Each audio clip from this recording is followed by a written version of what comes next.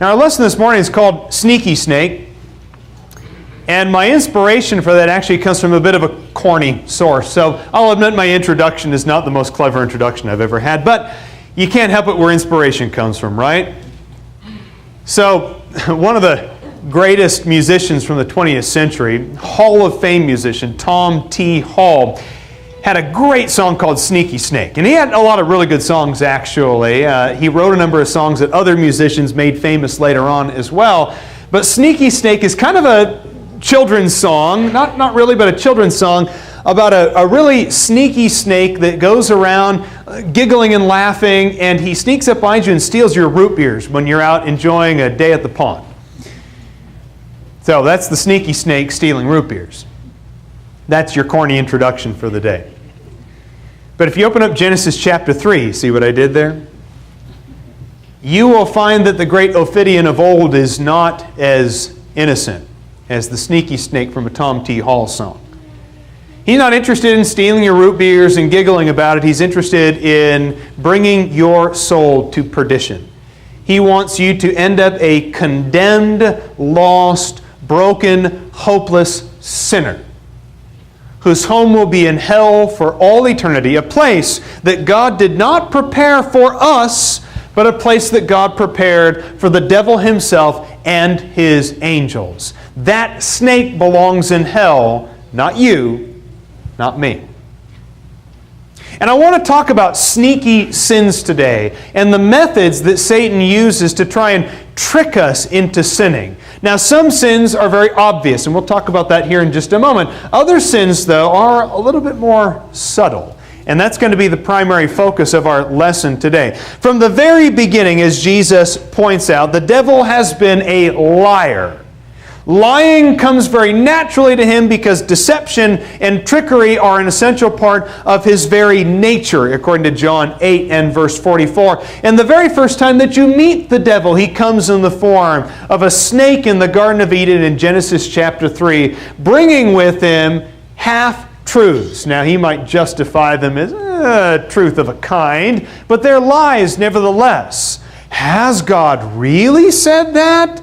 I heard that there was a tree here in the garden that could give you the knowledge of good and evil, divine knowledge, and God wants to keep you from that. And I heard that if you eat from that tree, that you'll have knowledge like God. And who wouldn't be tempted by that? Especially after Eve goes and looks at the tree and realizes that the fruit is pleasant looking, that it has a nice aroma, that it looks great, and all of the spiritual benefits that come along with that, having knowledge like God. Who wouldn't be tempted by the fruit from the tree of the knowledge of good and evil? But it was all subterfuge. It was all lies. That fruit only was tempting because of the way that Satan presented it. The devil likes to find the back door when it comes to sin. That's how he approached Eve in Genesis chapter 3. And it's also the way they approached Cain in Genesis chapter 4. Just one chapter later, you see God confronting Cain and saying, you've got to watch out, because there's sin crouching at the door, and it's looking for you. Now, maybe Satan didn't think God was watching in Genesis chapter 3. Maybe Satan didn't think God was watching in Genesis chapter 4. Maybe Satan thought God was just on vacation when the world fell into complete and utter spiritual ruin in the time of Noah. And if that's what Satan thought, he was wrong. Because God sees it all, God knows it all, He is aware even of the sneaky sins in your life, even of the things that maybe you've tricked your spouse into believing, the lies that you've told the elders at church, lies that maybe you've even convinced yourself are true. God is not tricked by it. Notice 2 Corinthians 2 verse 11 where it says, in order that no advantage be taken of us by Satan, for we are not ignorant of his schemes. They're described as schemes. Now again, I'll say, sometimes does Satan come very obvious? Certainly. In 1 Peter chapter 5 and verse 8, he's described not as a snake slithering through the trees, but as a lion. Now he's prowling. But in 1 Peter 5, it says he's prowling, but what else is he doing there? He's roaring. Sometimes Satan is sneaky, other times he's very obvious. When you hear that lion roaring off in the distance, and I can only imagine what that sound must be like. How disconcerting it would be in the middle of the night to hear that lion roaring in the distance, knowing, is he a mile away? Is he 5 miles away? But sometimes Satan sneaks and sometimes he roars. The danger is easy to identify. Other sins, however, are opaque and they're harder to recognize.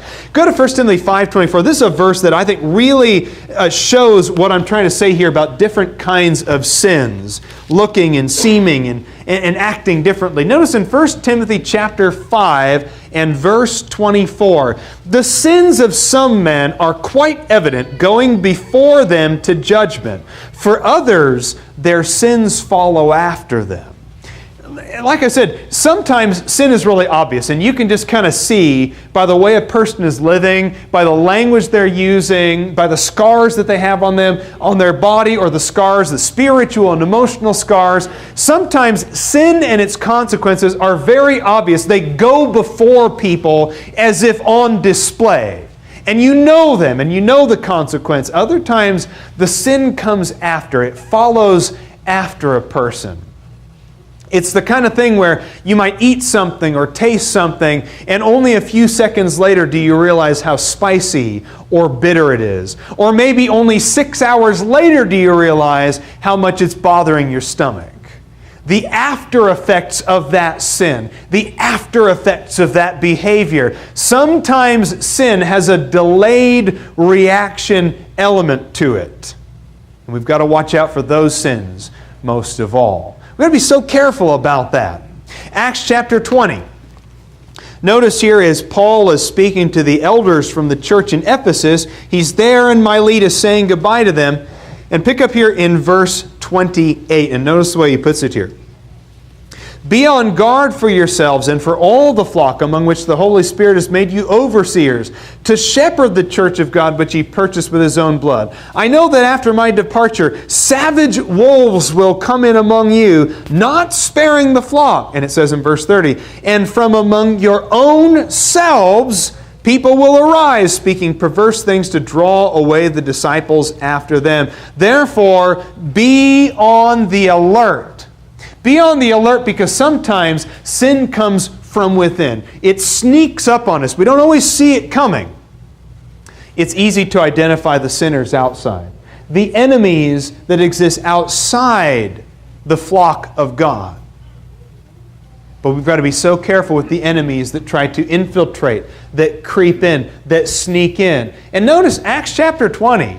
That's to the elders of a congregation. And understand, there's application to us as well. There's application to every Christian to be on your guard and watch out. But that was said specifically to elders. Now maybe there's this tendency, I don't know if it's an American thing because we're very independent, we're very free-spirited, we like to think what we want to think and have our own opinions, and that's true. That's true. We're Americans. I don't know if it's an American thing or if it's just a human thing. But it does feel sometimes like when the elders get on our case about something, and I mean on an individual level, right? Where you've been called out for something before. Or they've warned you about something. Watch out. You know, we've seen this behavior, or we've observed something, things that you've said on Facebook or that sort of thing. We get a little defensive about that, a little uppity about that. Well, it's not your business what I do in my home. Or it's not your business what I'm up to in my free time. Or it's not your business. Well, according to Acts chapter 20, it is. It is. Otherwise, we approach sin in an ignorant fashion. We approach it ignorantly because we don't see the warning signs that other people might recognize in our lives as well, whether it's our language or our behavior or the kind of friends that we spend our time with, or the way that we're raising our children. We don't see those warning signs, but God does. And I hope that our elders do. And when they call us out for it, let's be receptive to that. Psalm 19. Speaking of hidden sins or secret sins, notice here in Psalm 19 the prescription that's offered by the writer to deal with those secret sins. He says, beginning in verse 11, moreover by them, that is the words of the law, he's been talking about the law in verses 7 through 10, moreover by them thy servant is warned. Warned, because we don't need to be warned about the danger that's really obvious, right? The danger that's right in front of us. If there was a lion that was right there in front of me, I don't need any of you to raise your hand and go, just so you're aware, okay?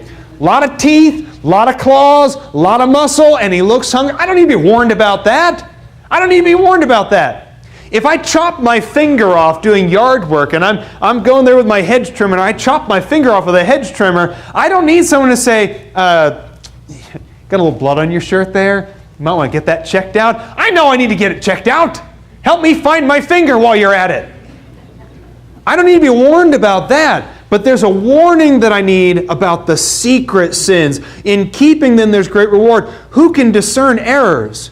Acquit me of hidden faults or secret sins. Keep back thy servant from presumptuous sins. Let them not rule over me. And I shall be blameless, and I shall be acquitted of great transgression. Let the words of my mouth and the meditation of my heart be acceptable in thy sight, O Lord, my rock and my redeemer. So with the rest of our lesson today, I do want to look at what are some of the secret sins. What are some of the sneaky sins that come into our lives that we don't always recognize right away? Some of the things that maybe we do on a daily basis that seem normal, or that everybody else around us is doing, or that maybe before we were a Christian, we were accustomed to doing that, and they're habits or behaviors that after we became a Christian, we didn't realize what harm or what damage those things were doing to us. Let's be aware. Like we already read, let's be aware of what Satan's up to. Let's not give Satan an opportunity. Let's not be ignorant of his schemes. Taking sin seriously in all of its forms is part of our responsibility as God's people. Turn to Ephesians chapter 5. And I more bring up this passage in a preemptive sense. I'm bringing it up in a preemptive sense in this way. Anytime you start talking about subtle, secret sins, you know you're going to step on someone's toes. I'm sorry. I'm not sorry, really.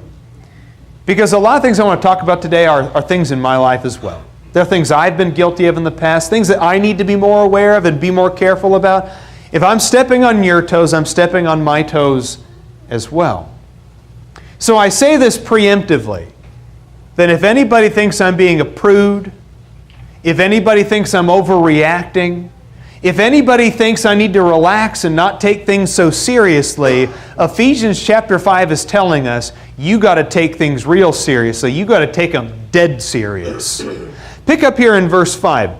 Really, I mean, you could read the entire chapter talking about immorality and purity in verse 3 and don't even let it be named among you. But pick up here in verse 5. For this you know with certainty that no immoral or impure person or covetous man. Oh, covetousness? Wait a minute, you're telling me that covetousness is something that's going to keep me out of heaven? Yeah, it is. Looking at your neighbor's wife. Being jealous of your neighbor's success. Yeah. Jealousy? You're telling me jealousy will be spiritually destructive? Yes. Jealousy is spiritually destructive. James chapter 3 says, where jealousy and selfish ambition exists, there is disorder and every evil thing. Yes, jealousy, selfish ambition. Yes. Covetousness, who is an idolater, has an inheritance in the kingdom of God. You will not have an inheritance in that kingdom if you're an immoral and impure person with covetousness in your heart. Let no one deceive you with empty words, for because of these things the wrath of God comes upon the sons of disobedience. Therefore, in verse 7, do not be partakers with them. You were formerly darkness, he says, but now you're light in the world. Walk as children of light. Your behavior has to reflect the kind of light in which you're living. And if your behavior doesn't reflect that, then maybe you're not living in the light. Verse 9, for the fruit of the light consists in all goodness and righteousness and truth, trying to learn what is pleasing to the Lord. And do not, he says in verse 13, Do not participate in the unfruitful deeds of darkness, but instead even expose them. It is our responsibility not just to abstain from the unfruitful deeds of darkness, but to expose them as well. To put ourselves under the microscope. To shine the light on myself. And in what way am I allowing secret sins, or hidden sins, or presumptuous sins to dominate and destroy who I'm supposed to be? But instead even to expose them. Verse 12, for it is disgraceful even to speak of the things which are done by them in secret, but all things will become visible when they're exposed by the light. For everything that becomes visible is light. So he finishes here in verse 15 before we move on to another point. I want to look at verse 15. Therefore, be careful how you walk. Be careful how you walk. Not as the unwise, but as the wise. So let's get real practical with this. And here's where the toe stepping onage is about to happen. It's another word. Somebody said they're going to start writing down all my made-up words. Toe stepping onage is your other one for the day. Okay? Somebody write that one down. I like that one. Toe stepping onage. Identifying the sneaky sins. Okay? These are some tips, maybe some things that we are all guilty of at times. Things that we need to do to help identify in our lives, where are the sneaky sins getting in? What vulnerabilities? Where am I letting my defenses down? What are the behaviors I'm doing, maybe even on a daily basis, that I just don't realize harmful to myself, harmful to other people, harmful to the cause of Christ in being a representative and an ambassador of His to a fallen and sinful world. So the first point is this. First thing I want to look at is this. Be careful not to normalize sin. Okay, and what I mean by normalizing is desensitizing sin. You know, where sin becomes just kind of normal, where sin becomes sort of standard, it becomes routine, where you stop taking sin seriously, and sin just becomes maybe something to laugh about or something to joke about. We have to be careful about normalizing sin. Sin is ugly.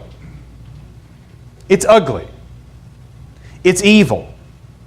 And its consequences will ruin us. Jeremiah chapter 6. Notice here, as the prophet Jeremiah puts it, in really one of the great passages from the book of Jeremiah, he says here, beginning in verse 13, for from the least of them even to the greatest of them, everyone is greedy for gain, and the prophet and the priest, everybody deals falsely. They have healed the brokenness of my people superficially, saying, peace, peace, but there is no peace. And verse 15 is the real clincher here. Were they ashamed because of the abominations they have done? You'd think so, right? You've committed a lot of abominations, and Jeremiah has spent a lot of breath getting after you about it. Were they ashamed because of their abomination? They were not ashamed at all. Actually, they were not ashamed at all. They didn't even know how to blush anymore. Think about that phrase. When sin becomes so normal, and sin becomes just kind of like, oh, it's daily routine, and sin becomes just maybe everybody's doing it. When sin becomes so normal that you don't even know how to blush anymore, it just doesn't even embarrass you. It doesn't even embarrass you. And someone calls you out for it, why are you doing that?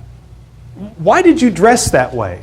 Why did you say that? Why did you make that joke? Why did you use that word? Why did you talk to your spouse like that? Why did you do that with your children? Why are you spending your time like, I've always done it. What's the big deal? When you don't even know how to blush anymore when sin is pointed out, what has happened is that sin has become normal for you. It's been normalized, sanitized. Same thing happened during the time of Ahab in 1 Kings chapter 16. As if it was just some small thing to commit this sin over here, as if it was just some small thing to commit the same sins as Jeroboam, Ahab actually committed more sin. He even went deeper into sin than the people who came before him previously. He took sin where it was here, the level at which it was sitting, and he said, I can ratchet that up to 11. I can ratchet that up to 11. Same thing happened in the time of Ahaz. It was like the way that it's put in 2 Chronicles chapter 28. It says that God brought about judgment during the time of Ahaz because Ahaz had brought about a lack of responsibility in the people. They didn't feel any sense of responsibility anymore. They didn't feel any sense of guilt for their sins anymore. They didn't feel like they were beholden to God anymore. And there was a lack of self-control, a lack of responsibility, a lack of self-discipline. Now, during his time period, the text actually says that during the time of Ahaz, he didn't just build a high place here and there. He built high places on every hill and under every green tree, and every place he could build a high place to an idol, he built it. It was sin to the utmost. And he no longer felt bad about it, if he ever even felt bad about it at any point in his life. The second thing I'll say, in terms of sanitizing, right, in terms of normalizing sin, be really careful about the language that you're using, because maybe even how you're talking about sinning is contributing to kind of this normalizing of sin. When you relabel sins, and I'll give you a few examples just for practical application here. We'll call a bad temper passion for what I believe. I don't have a bad temper. I just have passion. I'm a really passionate person. No, you just have a bad temper, and the Bible has plenty of things to say about a bad temper. Okay, well, we'll dismiss rudeness, right, as I just have a sarcastic personality. It's just kind of how I talk. You know, I'm naturally sarcastic. Okay, well, you're just being rude. Don't relabel it like that.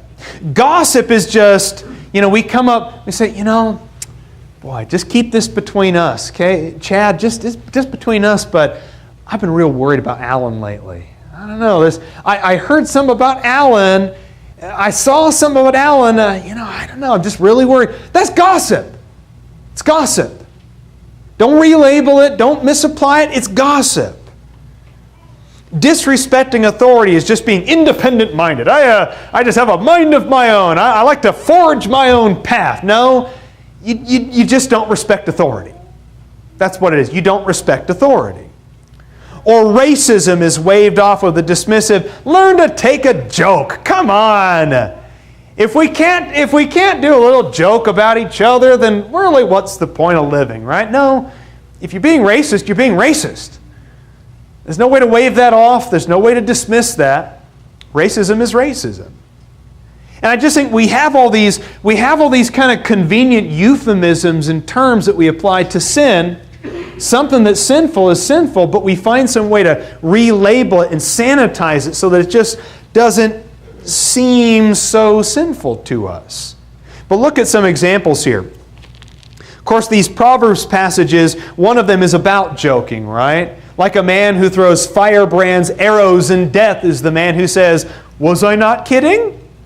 Wasn't I just joking? You've got to be careful of that excuse. The other one, of course, is becoming a friend with a man with a bad temper. And God takes that very seriously as well. But go to Colossians chapter 3. And notice the way the Apostle Paul puts it here in Colossians chapter 3, beginning in verse 5. Look at some of the things that he includes here in this list of behaviors and attitudes that we needed to put away when we became Christians. And you might be a little surprised if you haven't read this passage ever. You might be a little bit surprised by what's included in here. He says here, therefore consider the members of your earthly body as dead to the following things. Dead. No longer participating. No longer practicing. These things are dead to you. Immorality. Immorality of every kind, right? That's a really broad umbrella statement. Immorality, okay? You don't have to do much to be immoral. I think we kind of think like, as long as I'm not looking at child pornography on the internet, I'm not doing anything immoral. As long as I'm not murdering somebody, I'm not an immoral person. Really, you don't have to do much to be an immoral person, to violate what God expects of us in terms of our holiness and our conduct. Immorality, impurity, passion, right? And the passion, the word there for passion in the Greek means lust, all right? Like being real lusty and excited about things, right? Passionate, right? In the wrong way. evil desire. He doesn't just say practicing the evil, it's just even wanting the evil, right? It's just the desire for evil. Like, well, I would never do that, but it would sure be nice. Evil desire. And greed, which amounts to idolatry. For it's on account of these things that the wrath of God will come. He goes on to say a couple other things here in verse 8. Put them all aside. Anger, wrath, malice, slander, and abusive speech from your mouth. Oh, and in verse 9, stop lying to each other. Sin is sin. And no matter how much you can sterilize it and sanitize it and make it look nice and put some window dressing on it and put a frame around it and say, oh, there we go, that looks a little better now, doesn't it? In God's eyes, sin is sin. Another point here, sins that are wrapped up in non-sinful packaging. We will sometimes justify our sins by carefully pointing out that we're not technically sinning, right? We'll say that, well, this activity I'm doing isn't inherently sinful, or there's no Bible verse that says I can't do it. And by the way, this is just like Ryan's tip of the day. This is my opinion, okay? I'd be really careful if your number one justification for a behavior is always kind of, well, there's no Bible verse that says I can't do it. I'm always really real leery of that attitude. You know, the person that just always says, well, God never said I couldn't. God never said you couldn't, huh? Well, I never specifically told you not to douse me in gasoline and light a match on my hair. So, God never said I couldn't. Bible never said I can't. You show me the Bible verse that says I can't do that. I'd be really careful about always justifying actions based on that. That's my opinion on that. But when you become instantly defensive over something, it's never a very good sign. Just 1 Corinthians 6:12 or 1 Corinthians 10 verse 23 is good side passages to study there as well. And I'll give you an example in practical terms. Social media, okay? Facebook and Twitter, they're not inherently sinful. Instagram is not inherently sinful. There's nothing that is inherently, fundamentally sinful about being on the internet and participating in social media. And yet, how many times does social media trip us up? Whether we stick our foot in our mouths and say something that's just dumb or inappropriate or accidentally racist or insensitive, or if we are outright sinning on social media. What do you mean by outright sinning, Ryan? OMG, that dress looks great on you. How many of us, how many of our friends, how frequently do we type in all caps, OMG, I got the promotion? It's as if we don't even know what that means anymore. And maybe we don't. Now, this is me. I'm so technologically inept. I don't know what most of the kids, shorthand for everything is. I see young people will text me something or put something on Facebook, and I'm like, I don't even know what are you meaning by that? How is that shorthand? Doesn't your English teacher at school teach you how to use commas? Please, the comma it's a dying animal. It's but I don't always know what things, and so maybe you don't. OMG is shorthand for oh my God. Maybe you didn't know that. Maybe you didn't. And this is such a simple thing to go back to the 10 Commandments. Right alongside don't murder and don't commit adultery and don't steal is also don't take the Lord's name in vain. It's such a simple thing. It seems silly for me to have to say it from the pulpit, but OMG is taking the Lord's name in vain. And I don't want to see it ever. And you shouldn't want to see it, and you shouldn't want it in your own life as well. It's taking the Lord's name in vain. And to put it so bluntly, I don't mean to be blunt about it, but it needs to be blunt about it. OMG is taking the Lord's name in vain. But there's other things as well. Indiscreet behaviors, the clothes that we wear, the pictures that we'll post. Maybe you go to the beach, and by the way, I have not seen this or accused anybody. I'm not being specific with anybody here, but you may go to the beach, and is there anything inherently wrong or sinful with you going to the beach with your family? Of course not. It's God's beach. It's beautiful. Go to the beach and enjoy it. But we unwittingly will take the selfie there at the beach, and we don't even realize that in the background of our own picture is women in bikinis sunbathing on the beach. We don't even realize it. And so we'll take a picture of ourselves, not realizing that our Facebook profile picture has a woman's backside in it. We don't even think about stuff like that. But even more seriously, the clothes that we wear. The things that we wear and the indiscreet behaviors that we participate in on social media. And it's not just that we're doing it, it's that we're even taking a step further and advertising it for all the world to see. How often do we like and share pictures or videos with immodest apparel? Because the things that you quote-unquote like on Facebook, you've just given your endorsement for it. And when you endorse something, well, you're endorsing everything that it is. And in Romans chapter 1 and verse 32, he points out that it's not just a matter of practicing sin. It's not just the sins that he's kind of listed off in the previous couple of verses. It's not just practicing sin, but giving, in New American Standard, giving hearty approval for those who do the same. And when you like something on Facebook, I'd say you're giving hearty approval to those things. You just got to be real careful. These are the sneaky sins I'm talking about. Things we don't even realize maybe. I'm not accusing anybody of doing things willfully, because I've made the same mistakes. I have made the same mistakes before. I'm not accusing anybody of doing this willfully. But these are the sneaky sins that we don't always realize that we're doing, until we're willing to kind of open up ourselves to criticism and be willing to see them for what they are. The sneaky sins keep us from maturing. So maybe a good sign that you've got a lot of sneaky sins in your life is that you're just not maturing. Maybe who you are 10 years ago is still basically who you are now.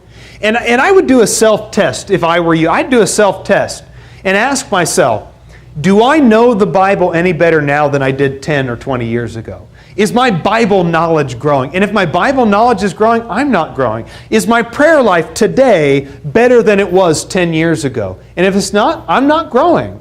Is my participation in works of the church, being there for people, caring for people, going to the group meetings to participate in things and making meals for...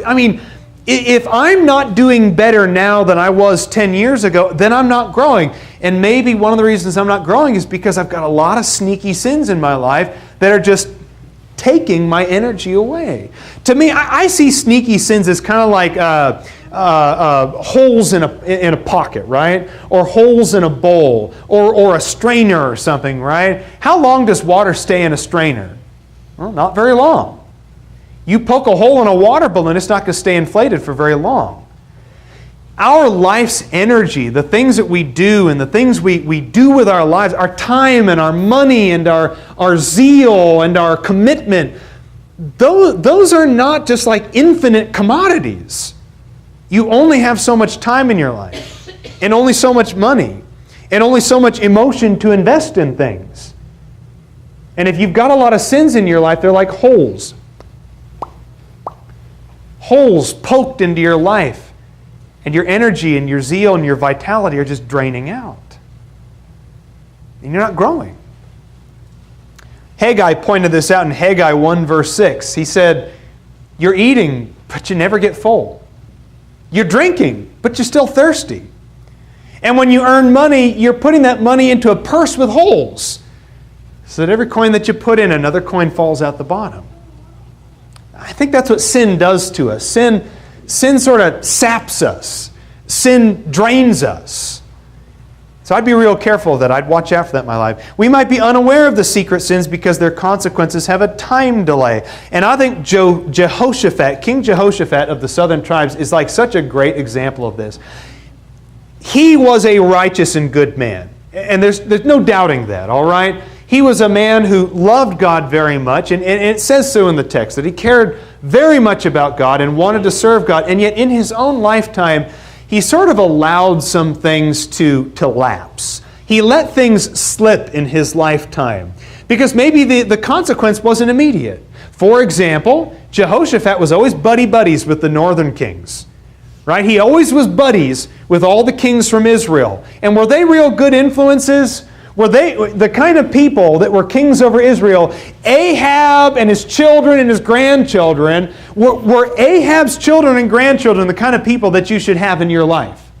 Jehoshaphat went to battle with Ahab. He went to battle with Ahab, and Ahab put him on a big fancy throne, and he put a robe around him and buttered him up and brought all the false prophets from Israel there to tell him all the nice, sweet things. And Jehoshaphat probably got all caught up in the pageantry, and he nearly died in battle as a result of it. Jehoshaphat tried to have these building projects and build these ships, working together with the kings of Israel, building these ships, and it was a complete and utter failure, because God didn't want him allied with the northern kings. So the ships got rotten, they broke, and they fell apart. Jehoshaphat thought it would be a good idea if he welcomed the influences of the north into his life. And his children and his grandchildren were affected by it. And one of Ahab's own descendants, Athaliah, nasty queen, baby-killing Athaliah, was one of Jehoshaphat's in-laws later. Now, maybe Jehoshaphat didn't personally see the effects of that, and that's why he dismissed it. Didn't take it that seriously. Maybe that's why Hezekiah didn't take Babylon very seriously. Remember when Hezekiah brought the Babylonian court into his palace and showed him all the treasures over here and showed him around Jerusalem and took him on a tour, and the Babylonians left impressed, and Isaiah called him out for it, said, you realize that in a couple of generations those same people are going to come and take all of this away? What was Hezekiah's response? Well, at least it's not going to happen in my lifetime. That was his response. At least it's not going to happen in my lifetime. Some of the things that we do have a time delay. And we need to be really careful about being the conduit through which sin affects our children and our grandchildren.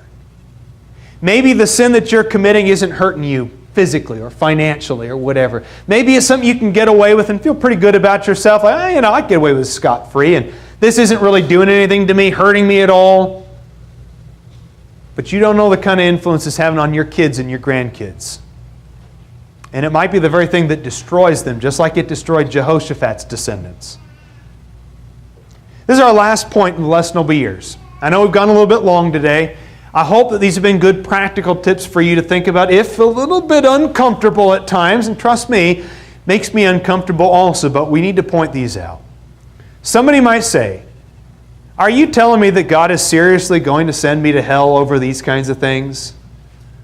Is God really going to send me to hell? Because, I put a picture of Facebook. I took a selfie in a two-piece bikini at the... Are you telling me that God's going to send me to hell for that? Are you really seriously telling me that God's going to send me to hell because I got a little private habit that I do in the privacy of my own home, and I never hurt anybody with it, and kind of occasionally dabble in this? Are you seriously telling me that over some little piddly thing that nobody else in the world except for the prudish Christian takes seriously, you're seriously telling me that God's going to judge me for that?